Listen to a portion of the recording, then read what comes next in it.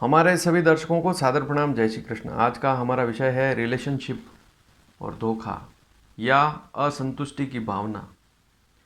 आज जो योग बता रहा हूँ, यह योग यदि लड़की की कुंडली में है तो फिर उससे जो रिलेशन रखेगा लड़का, वह दुखी हो जाएगा।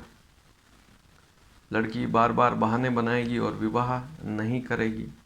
इसी प्रकार से आज जो योग बता रहा हूँ, ऐसा योग यदि लड़के की कुंडली में है तो वह लड़का बार बार लड़की को मना कर देगा, या विवाह की बात अगर आएगी तो उस समय समस्या वाली स्थितियां उत्पन्न हो जाएगी, या रिलेशन भी ज़्यादा समय तक नहीं चल पाएगा। बार बार अलगाव की स्थितियां बनेगी, मन में बुरे बुरे विचार आएंगे, एक दूसरे से अलग हो जाएंगे। आज का दौर रिलेशनशिप का दौर है, प्रेम का दौर है। अब प्रेम की परिभाषा क्या है ये तो मैं नहीं जानता, लेकिन प्रेम विवाह जरूर ज्योतिष में हम देखते हैं। वैसे आज के समय के हिसाब से देखें तो इसे लव कहते हैं। एक लड़का किसी लड़की से लव करता है, ऐसी स्थिति में वे काफ़ी समय तक साथ में रहते हैं और फिर विवाह कर लेते हैं। वह बहुत अच्छी स्थिति होती है, उसमें संतान भी हो जाती है, आपस में झगड़ते भी हैं लेकिन लिमिट से, और जीवन आसानी से निकल जाता है। लेकिन दूसरी स्थिति ऐसी होती है कि रिलेशनशिप में हैं, उसमें भी कई बार झगड़े और बहुत बड़ी बड़ी बुरी बुरी स्थितियां बनती है। सबसे पहली स्थिति तो यह समझें कि एक जो लड़का है, मान लीजिए कोई लड़की है, उसकी शिक्षा की आयु कितनी आप मानते हैं? वैसे शिक्षा की कोई सीमा ही नहीं है। अगर एक व्यक्ति चाहे तो 100 साल तक जिए, तब तक पढ़ाई कर सकता है, आगे से आगे डिग्रियां ले सकता है। लेकिन मोटा मोटा अंदाज़ा लगाया जाए तो ग्रेजुएशन में 21 साल पूरे लगते हैं, या फिर पोस्ट ग्रेजुएशन और कोई डिग्री ले तो 23 साल लगते हैं। 1-2 साल और जोड़ दें, नौकरी लग जाएगी 25 साल की उम्र तक। माता पिता को चाहिए कि 25 साल की आयु तक उनका विवाह करा देवे या विवाह का विचार शुरू कर दे। लेकिन बहुत सी बार और भी ज़्यादा इच्छाएं बढ़ जाती है। पैकेज 10 लाख का है तो बच्चे का 20 लाख हो जाए फिर करेंगे, ताकि लड़की भी 20 लाख वाली मिलेगी। या लड़के का पैकेज 40 हो जाएगा तो फिर लड़की भी 40 लाख पैकेज की मिलेगी। तो ऐसी स्थितियां माता पिता भी बहुत सी बार सोचते हैं, क्योंकि हमारे पास ऐसे प्रश्न भी आते हैं। और वहाँ फिर बच्चे की आयु या लड़की की आयु 30-32 साल हो जाती है। लेकिन ऐसी स्थिति में वह लड़का या लड़की बाहर किसी से मित्रता करता है और फिर बाद में विवाह का विचार करता है, तो ऐसी स्थिति में फिर माता पिता के सामने बात आती है तो माता पिता उस रिलेशन को नकार देते हैं, मना कर देते हैं कि इस विवाह को नहीं करना, मना कर देते हैं। चाहे लड़की का परिवार हो, चाहे लड़के का परिवार हो। और बहुत सी बार हमारे पास ऐसे प्रश्न भी आते हैं, बहुत ही दुखद स्थितियां बन जाती है। अब इसमें कारण कौन है? लड़के लड़की हैं या उनके माता पिता हैं? कहना बड़ा मुश्किल है। आप ही इसका जवाब दे सकते हैं। गलती माता पिता की है या संतान की है, आप ही इसको स्पष्ट रूप से समझ सकते हैं। हमारा तो काम है। हमें तो कोई व्यक्ति कहेगा कि 40 साल की उम्र है, आप हमारी कुंडली देखो, तब भी देखेंगे। और कोई 20 साल का लड़का है, लड़की है, कुंडली देखो, तब भी देखेंगे। लेकिन आपको सोचना है। और संतान की आयु यदि 35 साल हो गई, अब मान लीजिए उसने अपनी मर्जी से ही किसी लड़की, जैसे लड़का है उसने लड़की को पसंद कर लिया, या लड़की है उसने किसी लड़के को पसंद कर लिया, वहाँ माता पिता रोक लगा देते हैं। तो ऐसी स्थिति में भी और विवाह में देरी, और फिर यह देरी आगे से आगे बढ़ती गई तो यहाँ कारण कौन बना? तो यह समस्याएं आती। अब मान लीजिए किसी लड़की ने अपने मन में विचार बना लिया कि मुझे तो इसी लड़के से विवाह करना है, या लड़के ने विचार कर लिया मुझे तो इसी लड़की से विवाह करना है। ऐसी स्थिति में यदि उसका विवाह कहीं और करेंगे तो और बहुत बड़ी समस्या। फिर वह अपने मन को मार कर किसी से विवाह करेगा या करेगी। ऐसी स्थिति में क्या वह सुखी रह पाएगा या रह पाएगी?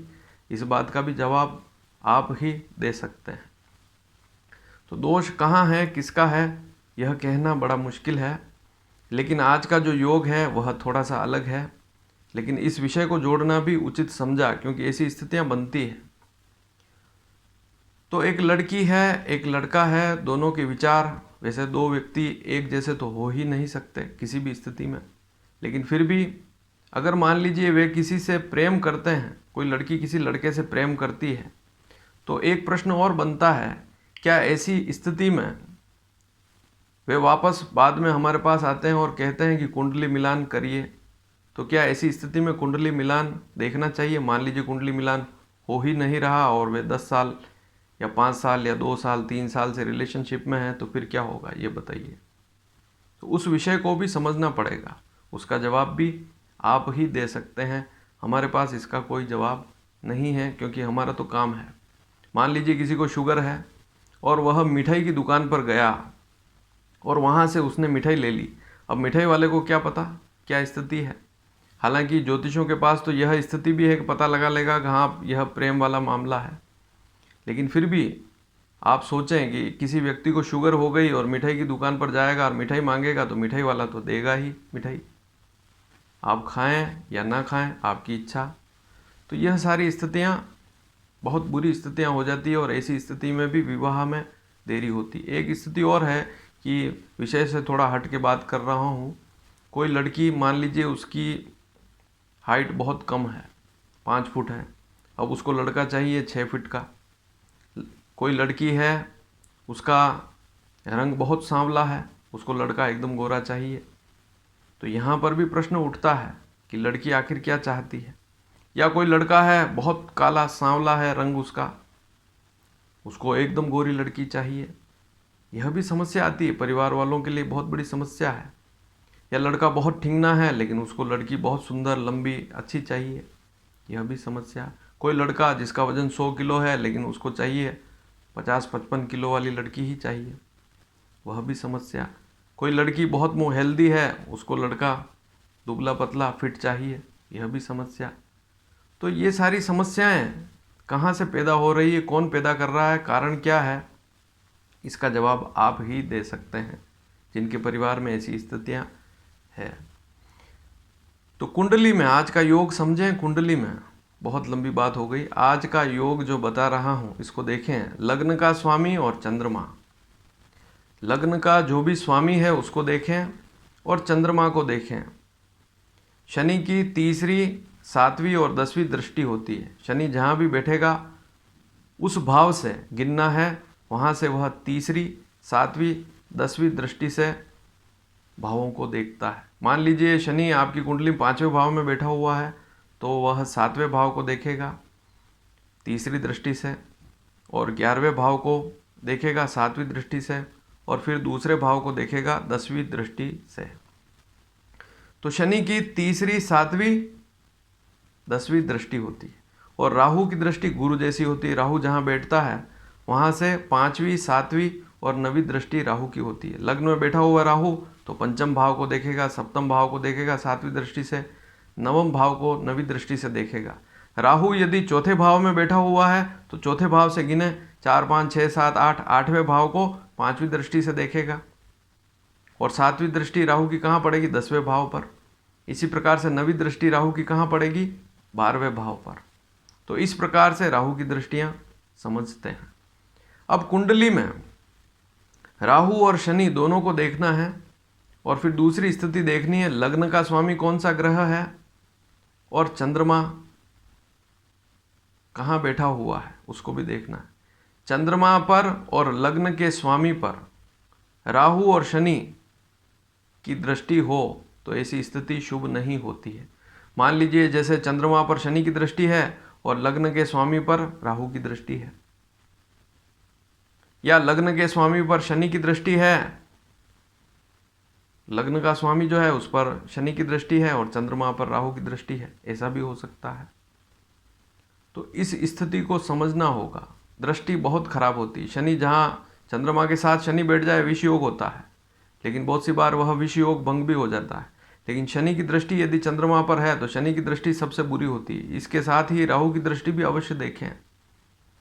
अगर आप किसी से प्रेम करते हैं तो उससे पहले, क्योंकि आप प्रेम करते हैं, उससे शादी भी फिर करने का विचार करेंगे, और शादी का विचार आते ही आप सबसे पहले कुंडली मिलाएंगे। वैसे तो मेरे हिसाब से कुंडली मिलानी ही नहीं चाहिए। यदि आपका सच्चा प्रेम जो है तो आपको कुंडली मिलानी ही नहीं चाहिए। लेकिन अगर आप कुंडली मिला रहे हैं तो फिर आपको प्रेम करने से पहले ही कुंडली एक दूसरे की देख लेनी है, इस बात को भी समझ लेना। अन्यथा फिर ऐसा ना हो जाए कि आप साथ में रह ना पाएँ या कुछ समय में ही आपका ब्रेकअप हो जाए। तो इस स्थिति को समझें। लड़के की कुंडली में ऐसा योग है तो उसका मन मस्तिष्क इधर उधर डोलता रहेगा, बार बार दिमाग में अलग अलग विचार आएंगे। और लड़की की कुंडली में ऐसा योग है तो लड़की का दिमाग डोलता रहेगा, बार बार अनेक विचार दिमाग में आएंगे और फिर वह विवाह के लिए तैयार नहीं हो पाएगा। और किसी पंडित ने मान लीजिए ये बता दिया कि आपकी कुंडली में तो ऐसा दोष है, ऐसा दोष है, तो स्थिति फिर तो बिल्कुल ख़राब और इतने साल का जो रिलेशनशिप है बिल्कुल ख़त्म। वैसे भी ऐसे योग झगड़े को पैदा करते हैं। और मान लीजिए किसी लड़की की कुंडली में सप्तम भाव में ही पाप ग्रह बैठे हुए हैं, तब स्थिति और ज़्यादा खराब हो जाती है कि चंद्रमा भी पीड़ित है। चंद्रमा मन का कारक है। मन अगर अच्छा है, मन में विचार नहीं आ रहे हैं व्यर्थ के, तो कोई समस्या ही नहीं। लेकिन चंद्रमा पर राहु या शनि की दृष्टि है, बहुत बुरी स्थिति है। लग्न व्यक्ति का मस्तिष्क, सोच विचार व्यक्ति स्वयं है, और लग्न के स्वामी पर भी राहु या शनि में से किसी की एक की भी दृष्टि है, तो चंद्रमा और लग्न के स्वामी दोनों पर राहु शनि की दृष्टि, किसी न किसी एक ग्रह की दृष्टि हो तो समस्या वाली स्थिति रहती है। और एक बात और समझें, यदि कुंडली में सूर्य भी पीड़ित है तो सूर्य अंतरात्मा आत्मा जो होती है, आत्मविश्वास जो होता है, उसको कमज़ोर कर देता है। सूर्य कमज़ोर स्थिति में है तो आत्मविश्वास में कमी हो जाती है, कॉन्फिडेंस खत्म, फिर व्यक्ति काम नहीं कर पाएगा।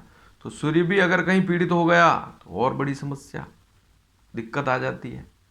फिर वे चाहें तो साथ में नहीं रह पाते हैं, और साथ में रहते हैं तब भी शंका वाली स्थिति रहती है, करूं या ना करूं, करूं या ना करूं, इस पेशोपेश में पड़े रहते हैं।